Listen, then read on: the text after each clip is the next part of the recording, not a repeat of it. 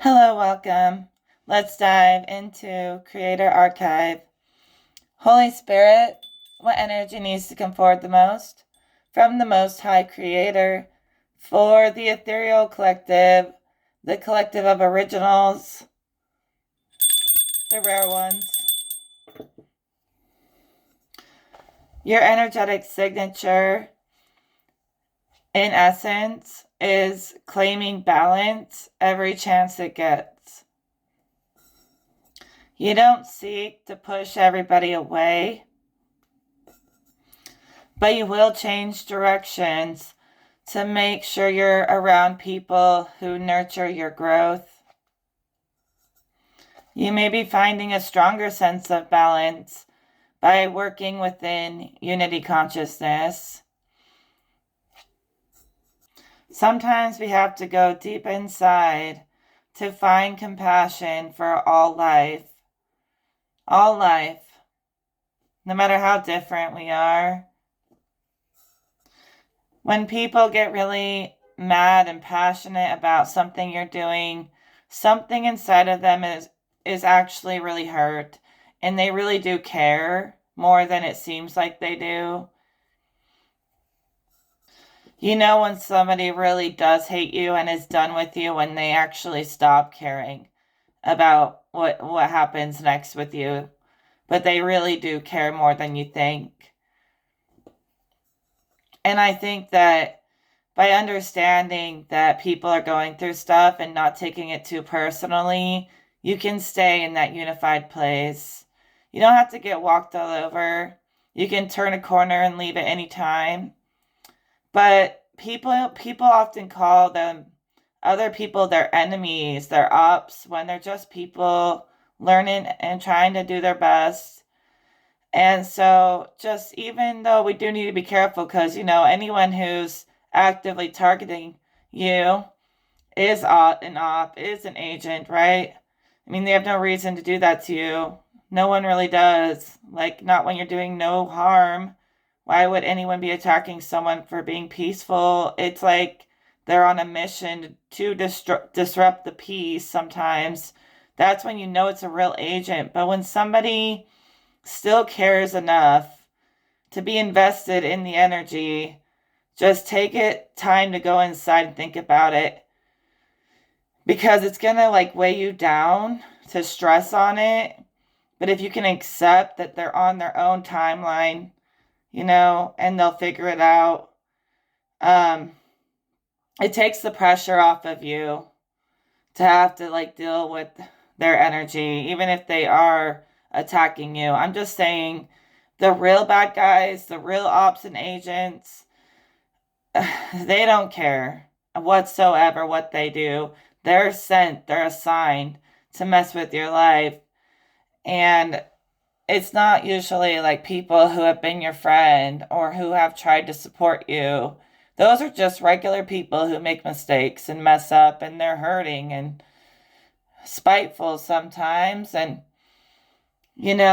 although it's natural to want to defend yourself, every move you make creates this infinite ripple. So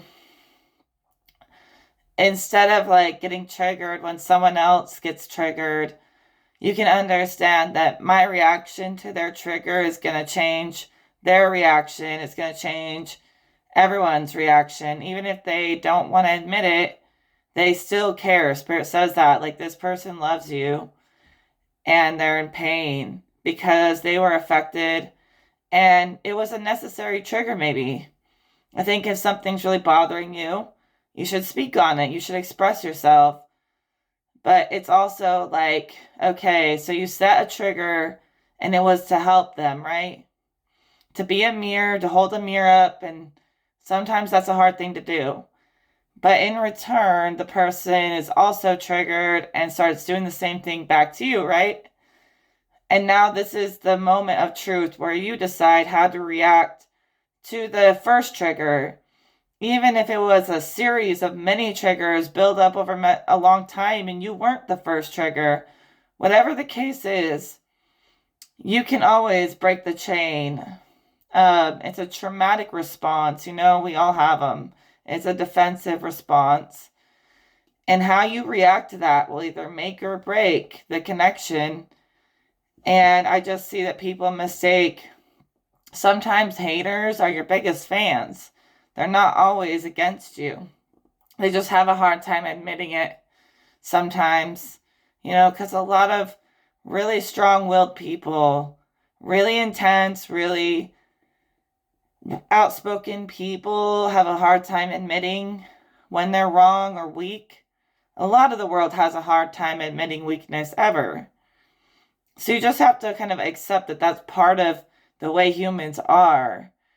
But sometimes these people who you think hate you actually admire you, and to get cut down energetically by you, it cuts into their soul a little. And, I think that you are trying to maintain a place of harmony and balance. And you don't always know if there's harmony and unifying or more harmony and separating. And it can be both worlds at the same time. It's like if you tried your best to make a situation get corrected, back in order, and that person comes back at you with more hatred, you shouldn't feel triggered anymore. You should feel like, I know at least I did the right thing by me, by them, by everyone. I tried my best to be honest. And at least you can sit with that and know that if no one else sees it, God sees it. Doesn't matter if some person's keeping score. It matters when God's keeping score, and God keeps score of your sovereignty, not the acts of revenge. And that might be a personal thing that only you understand and can sit with and, understand the peace that comes with that righteousness, and no matter what other people do. That's just how I feel about it. I'm not saying I'm perfect, but I am channeling God right now, and I can tell you his words. Sometimes I get triggered, but, some way or another, it all works out in the end. I just see you moving into an energy that isn't always trying to challenge you for everybody. I keep seeing a person floating in the clouds, and that's because they are allowing people in.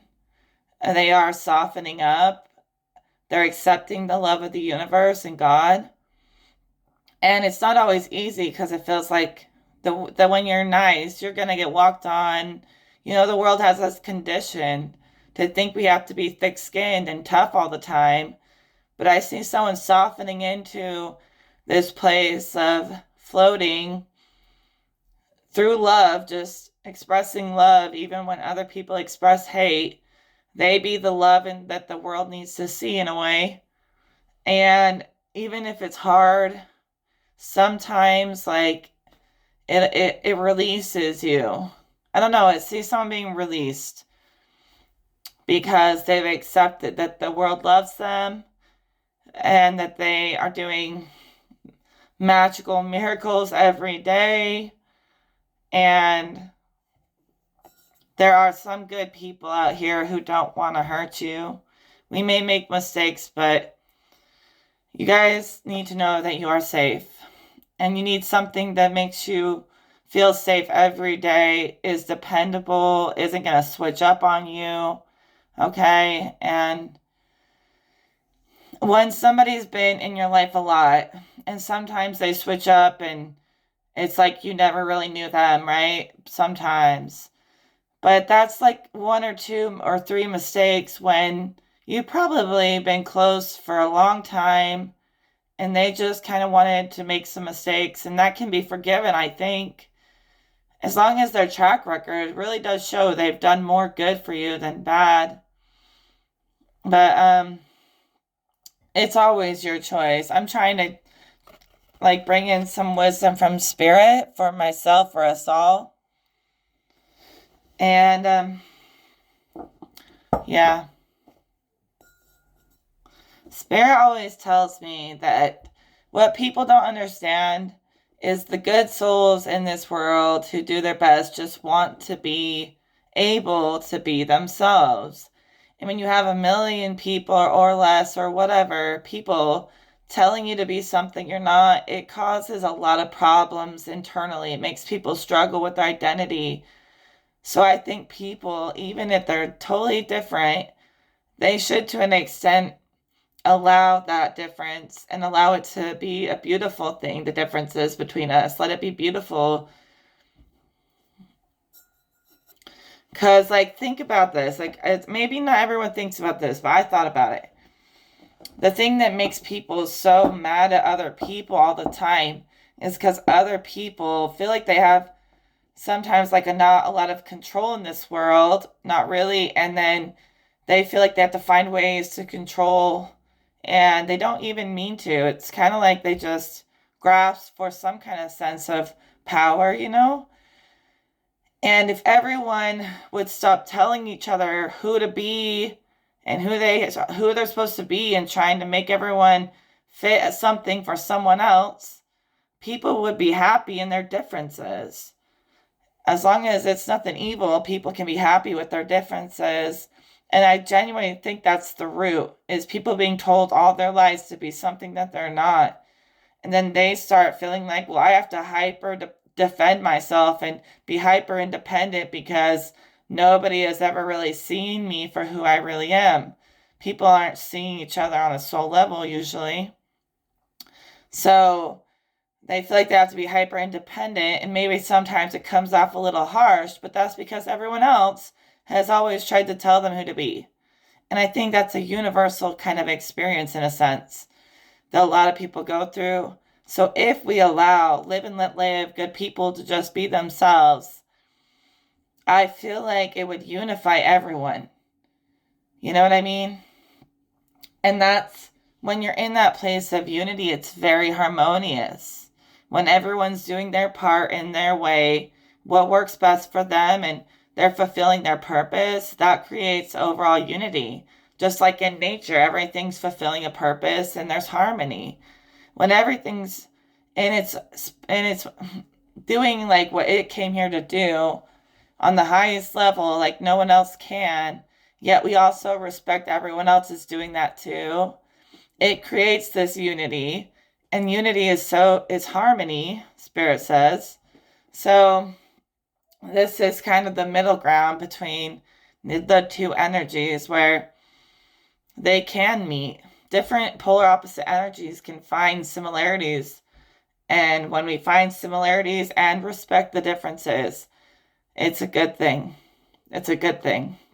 It's not all differences. There will always be tiny threads that connect us all. But there will always be just you. So, like, yeah. You know, hopefully that makes sense to everyone. I feel like I said that right. So your wisdom is abundant, or it brings abundance. Maybe you take common knowledge and you transform it into something even more. You transform knowledge into wisdom somehow. And you have a gift for that. We all do. So to accept when somebody is expressing their power, their purpose, even if it rubs up against yours and you don't like it, but accept they're expressing their own power in their own way, and hopefully people do it without trying to take from someone else. You know, that just causes regression into the past, trying to build off what everyone else has done. When you start pushing the will forward, the moment forward, you're standing in your power, doing things no one else has done, and that will push up against other people's beliefs. But when you're strong in your mission, you know the plan, you're aligned with Creator, you're unstoppable. And what I always see is this infinite knot, where everything is kind of entangled to a small degree. All things are connected, you know? And when you do, like, say you're a reader like me, when you do a reading and you work through all that energy that you've been feeling and carrying, the energy untangles, like untangling a curse almost. Or just, I don't want you to think of curse too extremely, but think of a dark cloud over you. When you go through and untangle every energy, whether other people like it or not, that is in a way meditating. Going through the story, fixing it and putting it back in order, working with God. You are untangling a knot over your energy and all those other people's attachments to you. And it's going to test them whether, they're going to be reactive or if they're going to be expressive and push the moment forward. Keep pushing the moment forward. You don't have to tear other people down to push it forward.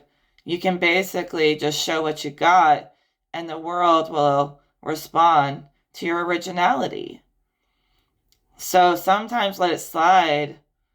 Like I said, people get angry when they feel misunderstood or they say things they don't mean. So if you come to the world with more understanding, people will respond to that more and they'll want to be more understanding because people are naturally loving. At least most of us, those who are children of the Creator, are loving in nature. So really, if you come at that energy in the right way, you alchemize and transmute, people will meet you where you're at in some way or another, maybe not perfectly how you want it, but their expression shows that they care a lot. No matter what the words say, the energy behind the words is saying, I really, really care and I really, really didn't like what you said. But you had to untangle that energy knot for you to even comprehend your own experience. So it's okay. Hopefully people understand what I'm saying here. I think they do, though. Just got to ask yourself, what you're willing to keep in your life and what you want to separate from, because good, rare souls don't come along very often. And, and to be rare is to be unique. So leave room for temperance. And I had a dream last night about this deck of cards we're using right now. And I remembered it. As soon as I touched the deck, I remembered the dream. I had a dream that this deck of cards was brand new and I had never seen it before. And someone handed it to me and I was like, this is a cool deck of cards. And there's something familiar about it. But I couldn't remember that it was a deck of cards that I've had for 13 years. I thought it was a brand new deck. And it was just like I had forgotten it. So I was like, this must mean we're going to get a really interesting reading because the cards are trying to attune to a new chapter. And maybe you guys are too. I mean, the cards are here to serve your energy. See, right now, the energy that I'm getting psychically is conflicting again because most of the people who watch me are the leader types. So for leaders to lead leaders, it gets kind of sticky. So sometimes you just gotta let their kingdom be their kingdom and you have your kingdom, and nobody needs to take over someone else's kingdom, let them have their crowns kind of energy, if that makes sense. And so I see these people as leaders, so I see that they're likely going to fight to defend their legacy and their kingdom. And I'm hoping here that I can help them understand the value of knowing who the real enemy is versus just regular people.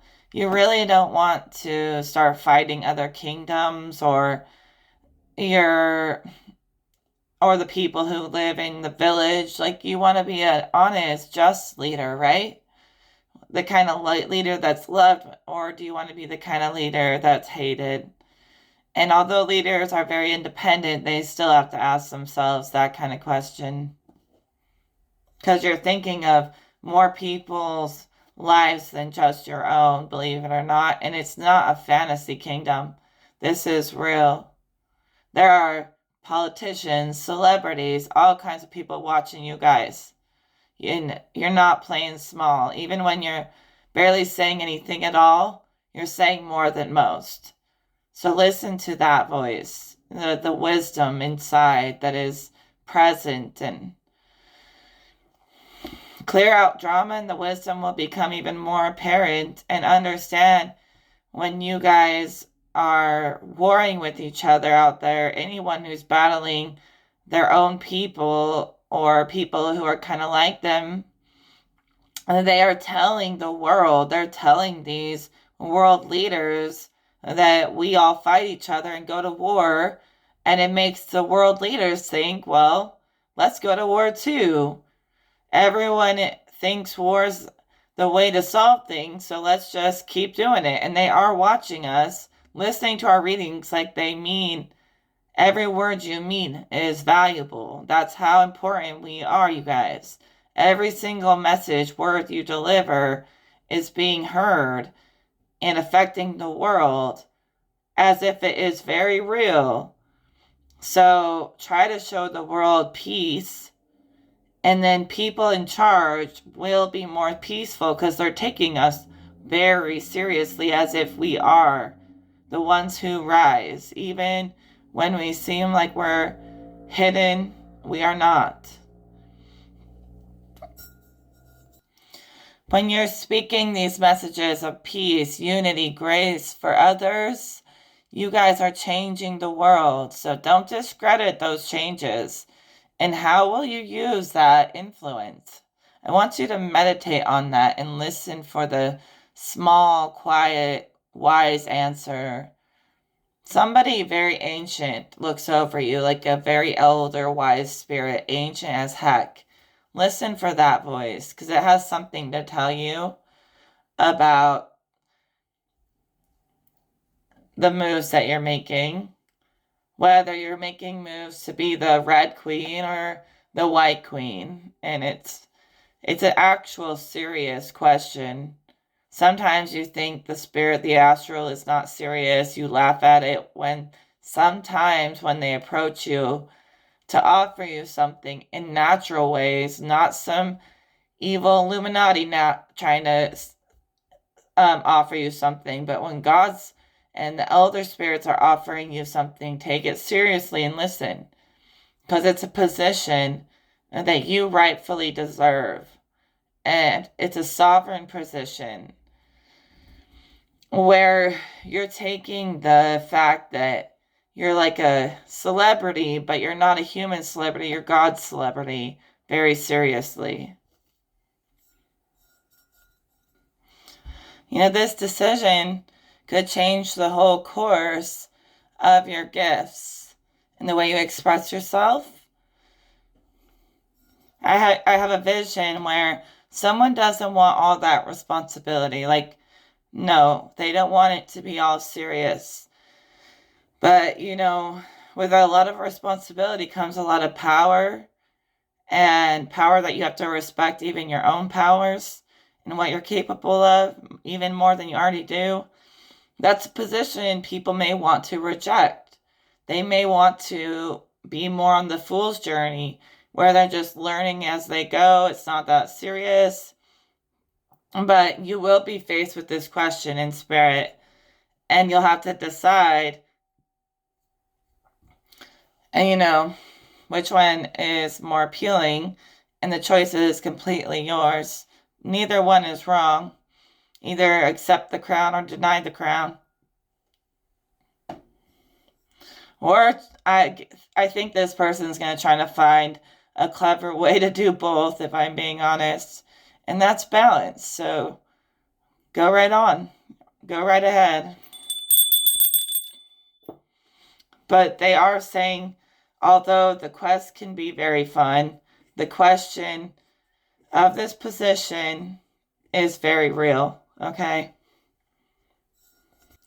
So you're likely taming any impulses that you really don't want. Yeah, I keep saying the same thing. I keep seeing someone who's no longer interested in the pleasures of the flesh like they used to be. They've really found strength within themselves, centered in that, like a place of purity, and they love it. You know, most people love the fallen natures, the things that make them feel human and alive. But this person feels alive in ways that go beyond the human body, and they're really happy in that, you know? It could be abstinence or whatever. I do the same thing, but I see someone else doing something similar, and it's not about me.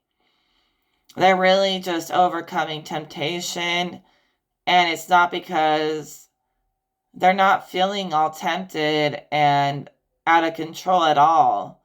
They literally love pure energy. They love feeling pure and clean. Their spirit is clean. They love it. And it's not faked. That's where they would rather be. And even God has been testing a lot of people to get them out of those lower ways, little by little.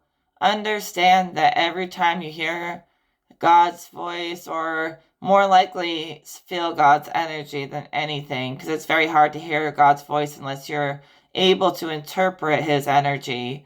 So a lot of people just feel his energy, and it'll be little things like just say no to this one thing, this one time that I've been telling you to say no to over and over again. And even just saying no to it once and then saying no to it a bunch of times, God is literally cheering for you for every single success.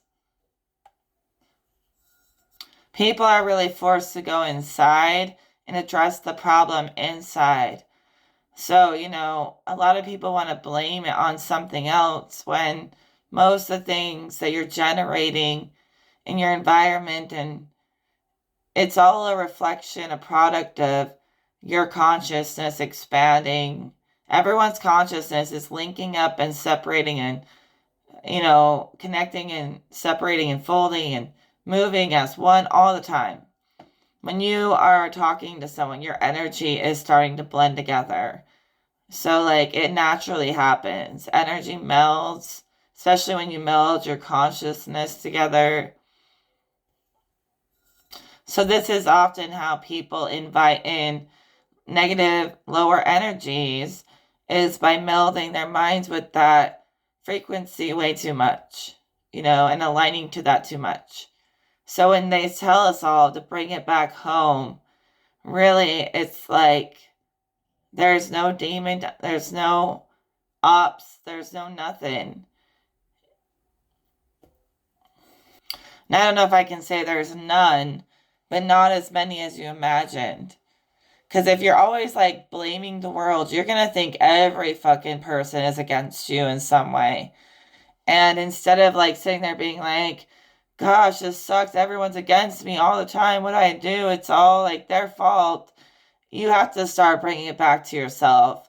Even if it is their fault, the only way to fix it is to change yourself, to make your environment start moving a little differently. Change it inside and it will reflect around you. But trying to change it outside of you so that it'll come back inside doesn't work the same way. It will all affect each other, but go in and then out. And then go back out and pull it, receive, and come back in. But start to be the one who makes the first move energetically, where you allow yourself to literally be like a generator of authenticity, truth, originality in this world, love. Even if you aren't 100% original, just be that one who generates change if you want to. I'm not trying to force you to, but then you'll see from within, it will hit everyone around you. They'll start questioning how they come at you. They'll start coming at you a little bit different. You know what I mean? When you really show up for yourself every once in a while, not every time, but yes, all of you are showing up for yourself, including me. And Spirit is cheering you on, clapping for you. You are the reason class is in session. You are the change. And you don't have to fear that because the world has been wicked to you. The world will change around you, as if you are the center of everything. And in a way, you'll realize you'll just want everyone to feel just as powerful as you at some point or another. You'll start telling everyone else that they're the center of the universe, and not in a grandiose way, in a way that makes you feel like you're not small in this world. You are more than just being counted. You're the one counting. And you're counting for, I have to say, God. Because there's so many evil forces that will do reverse psychology and try to trick you into thinking they have all the answers. And that's why I think that you could be like God's accountant. You could be like God's number keeper, quantum keeper type of thing. And make sure you're doing it for the right, whatever it is to you. Even if you don't believe in God, just do it for the right reasons. And it's like, we are supposed to move with good intentions, with the right reasons, but don't let good intentions blind you to the point where you think you are the only one that matters, or that God doesn't matter. It's just like a little bit of caution, a little bit of warning, and that it's like we work with God, we work as a counterpart to God. Not necessarily trying to push him out or be pushed out, but in a sense, you're kind of maintaining the quantum, the order for God in your own ways, in the ways where you're listening to what's being asked of you, and you're doing it very delicately with love and benevolence. And I think the world would be terrified, the evil ones would be terrified if they saw us all completely unified. They'd be shaken if they saw that. And I know it seems like a big thing to think even could happen, but you gotta think big, right? To make these kinds of things happen. I have to keep reinforcing to you all that we aren't small players, we think big. So if someone has a problem with that, they obviously don't know who they're talking to, right? They don't know you right. They don't know what you're capable of and what you have done, what you can do, and what you will do. Big steppers out here. Step in one by one with God, though. It's like every time I say you're a big stepper, God shows me his footprint being even bigger than any one person.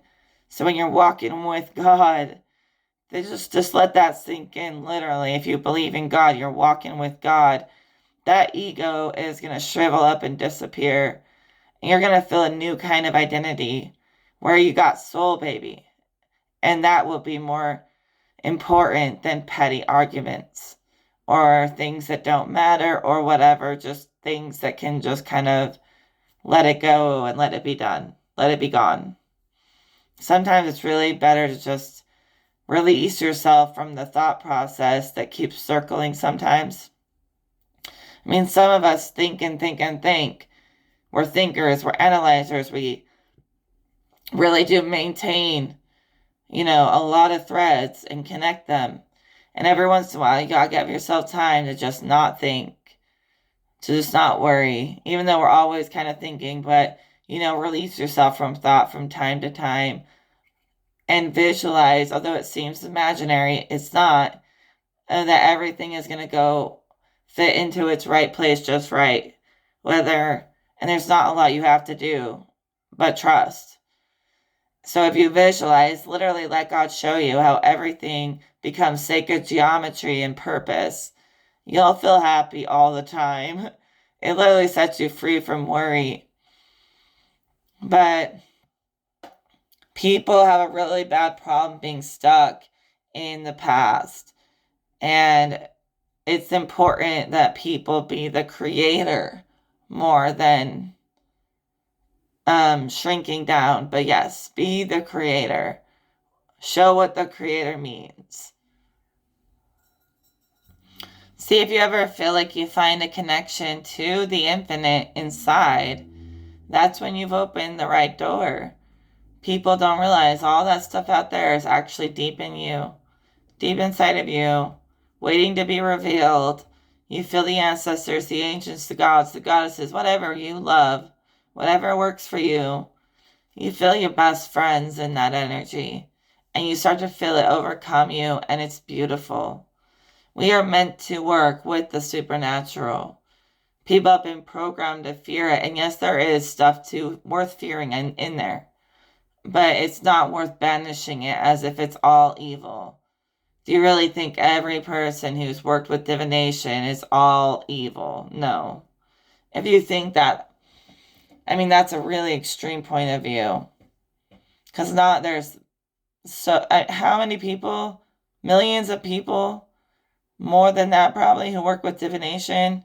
They can't all be demons. I mean, that's archaic thinking, ancient thinking. It's not the divination that's the problem. It's how people use it and what they use it for. And if they overuse it, that's not good. Rely more on yourself, your intuition, and your connection with God than the cards. But the cards are not that scary. Shadow self. It's something in you that makes it seem so scary when it's not everybody else's fault. And that's something we all have to think about. If somebody wants to shame what you're into, maybe they feel shame about something inside of them. So, and that's for them to start taking it home, like they always say. You know?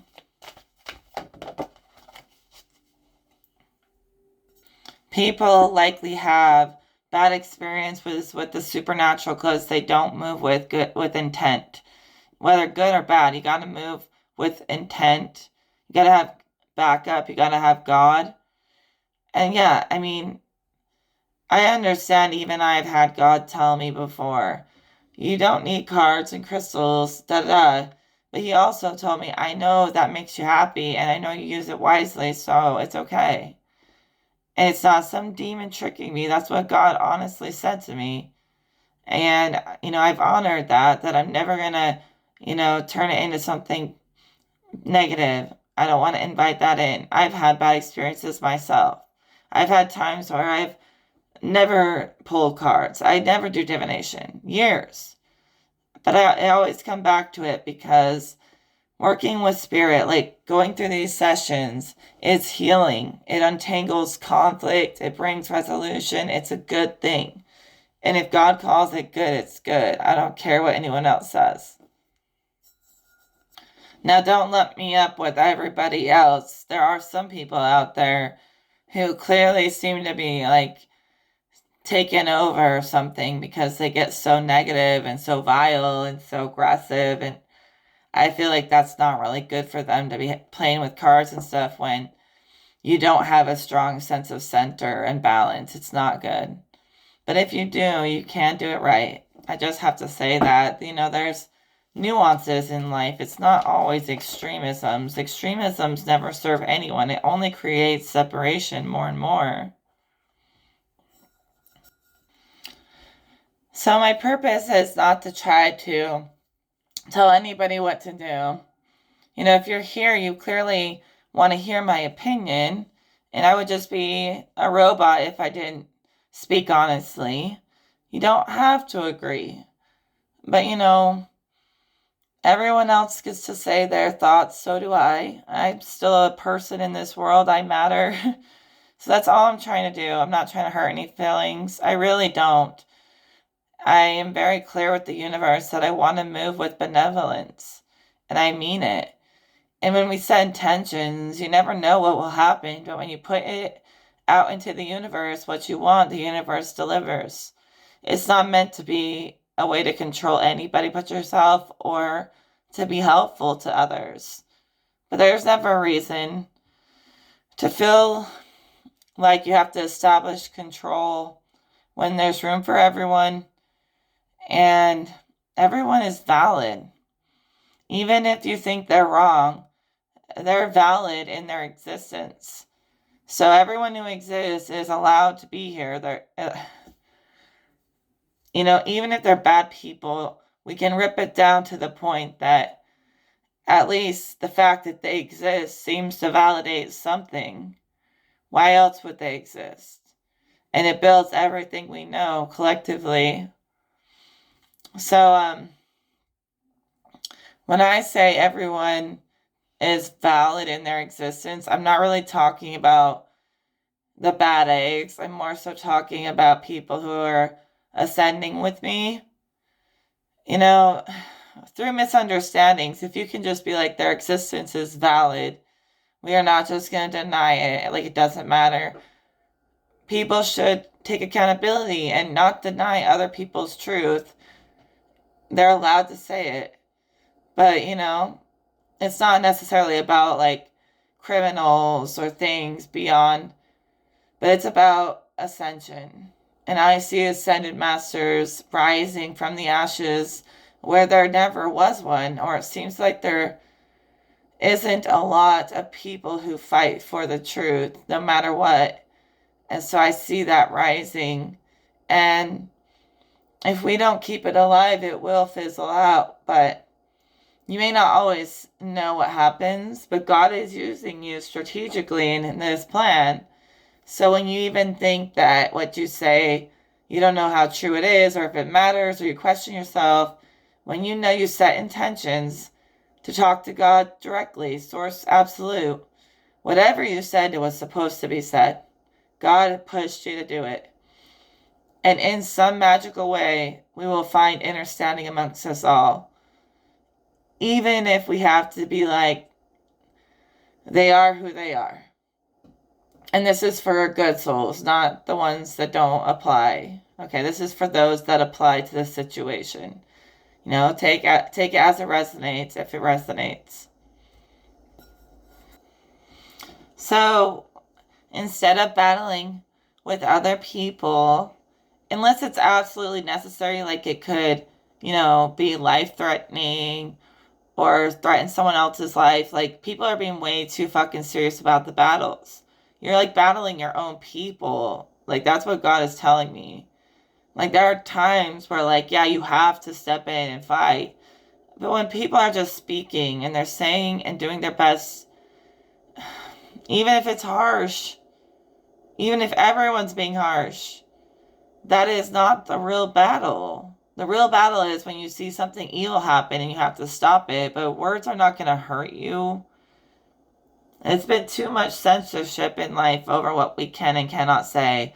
No, what starts to hurt is when you let someone say everything they want to say, yet and you do your best to be kind, and they still continue to be vicious.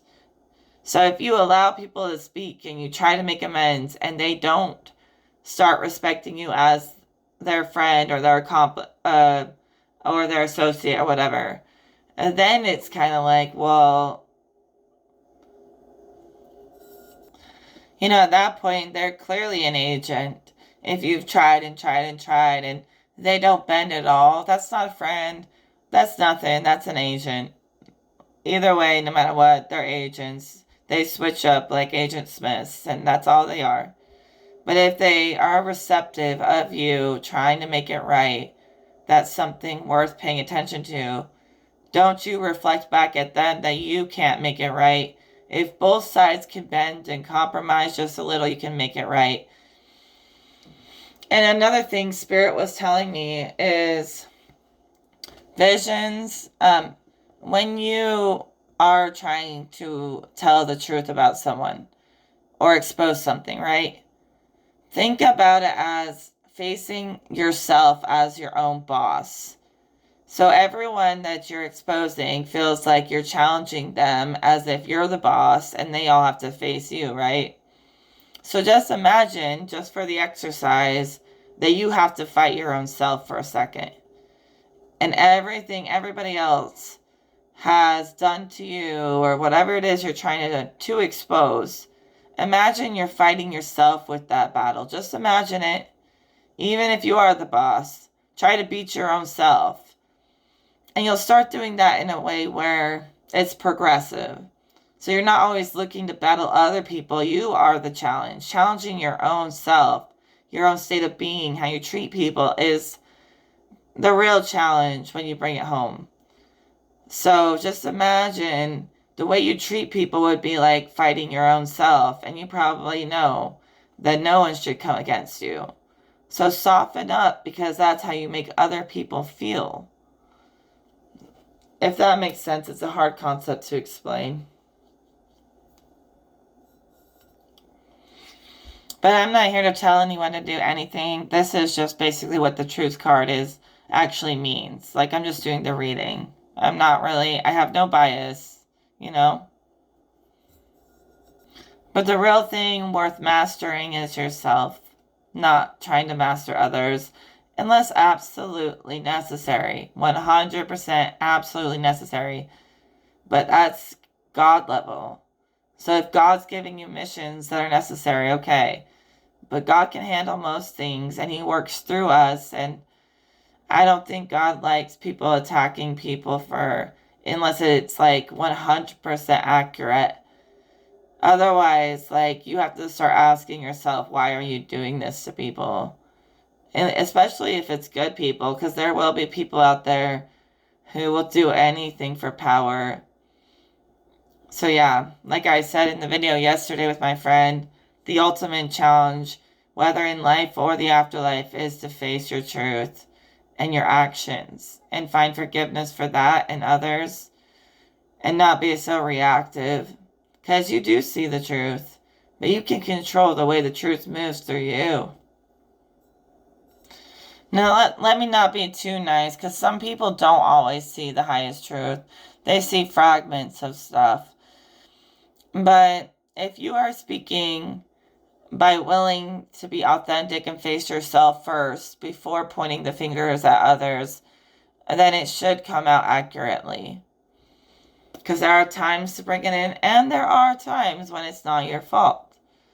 But it is always attracting something, some kind of meld of consciousness has happened there that happened. So, but you have to find lines and find details in between layers. There's in between layers, in between layers. And those are the kinds of things we often have to look for to create peace. It's important to listen and respect other belief systems. People fight over belief systems so much. And what I teach about the world being quantum is they're all right in their own way. We get to choose our path and the gods that we want to work with. And there's many realms out there, in there, everywhere. And it's personal. And there are gods that exist beyond just a heavenly father or mother or source. And those people have a right. And if everyone would respect each other's religions and beliefs and stuff, as long as it's not causing harm, that is what God is asking me to speak about. And it's a big thing to speak about, because I know the words I'm saying are powerful. But to unify the world would be, and this is how it's done, but people never listen. They don't take it nearly as seriously as I do. But you guys, if you pay attention, know that I do unify a lot of people. And they unify a lot of people, and it is affecting the world. And there are powerful people watching sometimes. And they need your advice. They may have all the money in the world, and they do not have the wisdom that you have, though. But more so, focus on these like-minded, good souls, people who want to connect deep down, more than the people who are secretly watching, studying us. Because they will watch, and they will learn from our example what it means to be on earth and be good and be wise. They'll learn from your example. So speak to the people more than the controllers, because they're going to always watch and have their own plan and agenda. So we have to show them by example these things that we speak about are possible. So I sense you maybe giving in a little more to giving grace.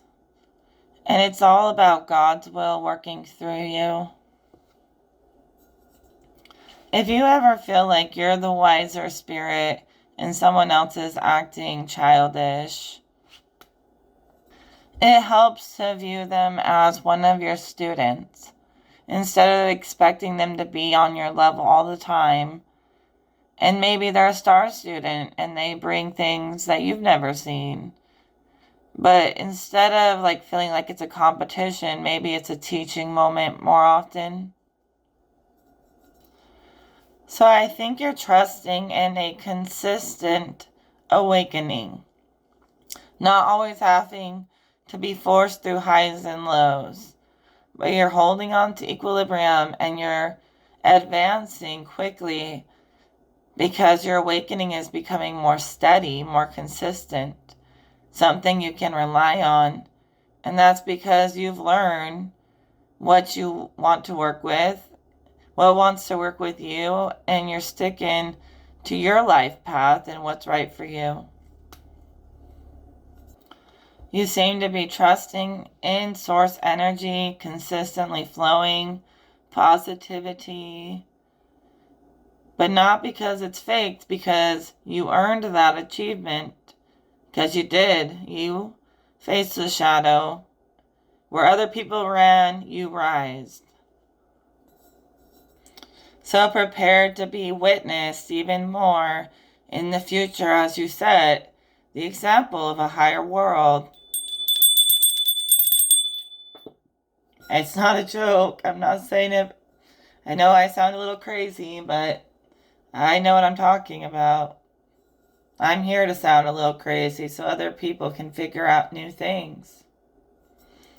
So I've done my best, and I feel like we're untangling any confusion and finding what's worth loving, what's worth losing, what's worth letting go of. And so release. As you untangle and you go through divination, you're releasing your energy and allowing for new things to show. So don't regret what may come out. You're building sanctuary by releasing that energy and being free in it. All right? I'll talk to you all in another video. Take care.